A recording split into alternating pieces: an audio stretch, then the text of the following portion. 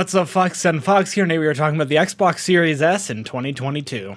Now, I apologize for the slight delay, but as you can see, I've moved and I've been doing stuff behind the scenes, so I'm going to be trying to do semi-regular uploads once more. Now, the Xbox Series S isn't something that I actually considered buying at first, since I am like 99% a PC owner, but at the same time, I saw it and I sold my Xbox One X for $200.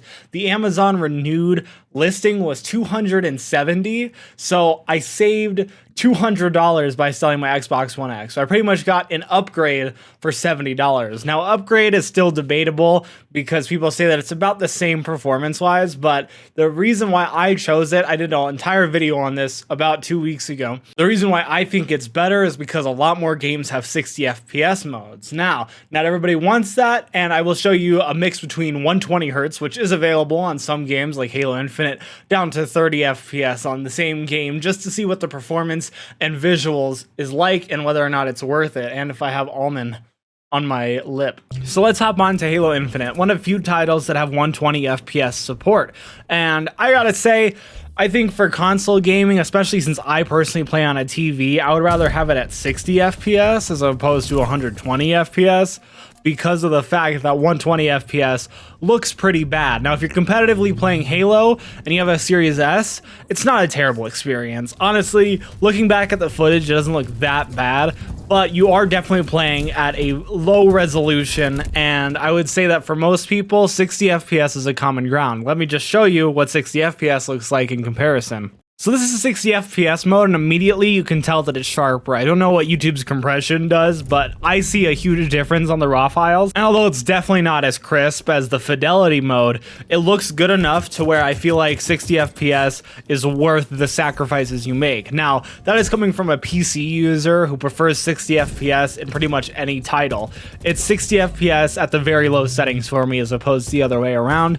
And that is how I personally play, and I think that 60 FPS is really good in this game. It doesn't look fantastic, but if you've ever played on a PC before, you know that Halo Infinite isn't very optimized, so being able to play this game at 60 FPS on an aging console is pretty impressive. Not to say that the Xbox Series S is aging, more like aging parts that are incomparable to an Xbox One X. And last but not least is the fidelity mode. So as you can see, it runs at 30 FPS, which isn't fantastic, but it is very obviously sharper, and the textures have been pushed up quite a lot. Obviously, cutting down half the FPS is going to pretty much double the fidelity, and it looks very nice, but 30 FPS in this game in a shooter isn't something that I strive for. With that said, if you're interested in playing the campaign at 4K because you're not playing an online sort of competitive game, I think that this is a very good option, and I don't think you're missing too much by playing this game on the Series S as opposed to the Series X, because the 4K fidelity option does look really good. The only thing that I think you're missing out on when it comes to the Xbox Series S versus the X is 120 FPS mode, because that looks very poor. Up next is Call of Duty Modern Warfare, another game that has 120 Hz support. Now, you can correct me if I'm wrong, but I believe that you don't need to change to 120 Hz in the options in order for it to be 120 FPS. I think it's just constant, because I didn't see any sort of graphical presets in Modern Warfare. If that's wrong, let me know. It could have been a glitch or something, but from what I can tell, this is just Modern Warfare running at 120 FPS, and I will say I think it looks better than Halo, which is saying something because Modern Warfare looks like shit on anything you play it on, but it ended up working out very well, ran very smoothly, and because Modern Warfare has such a unique aesthetic, I didn't actually notice a difference between playing this at, say, 1080p versus whatever resolution it's rendering at right now to get 120 FPS. Now, GTA 5 did have graphical preset options. The first one that we're going to be looking at is the performance mode, which cranks it up to 60 FPS. Now, this game is where I personally don't think that anybody, if you can tell the difference between 30 and 60 FPS, it's not worth it to put this game on fidelity mode, because performance mode runs so much better and looks almost the same. It does render at a lower resolution, so if you are a resolution junkie, then fidelity mode is where it's at.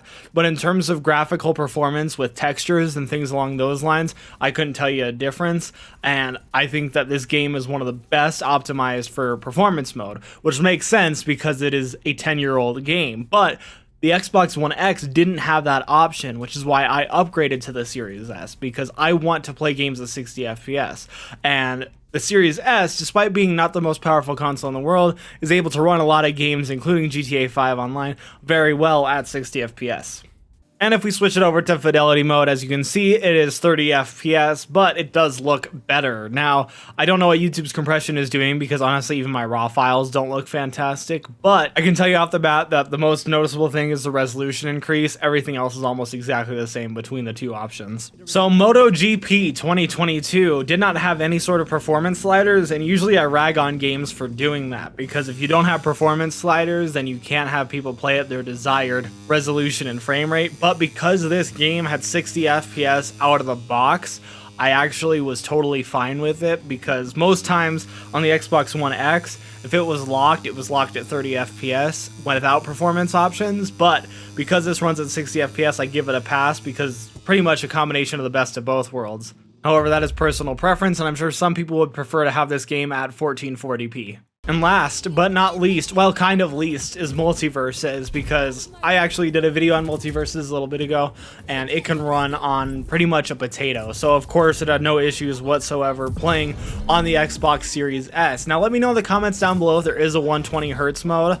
I don't think there is because it's capped on PC as well. So 60 FPS is more than achievable, and you couldn't tell me that this game wasn't running on ultra settings when it comes to PC because it's such a very easy game to run. I don't see how it could be anything below ultra settings on the Xbox Series S, and it also ran very well. So the console has been out now for almost 2 years, which is crazy because I just got mine a few months ago, and I really like it for being a secondary console to my PC because pretty much every game has a 60 FPS mode, and for me on a TV when I'm far away, I don't care as much about the resolution as I do frame rates, so I think that it's still a fantastic option.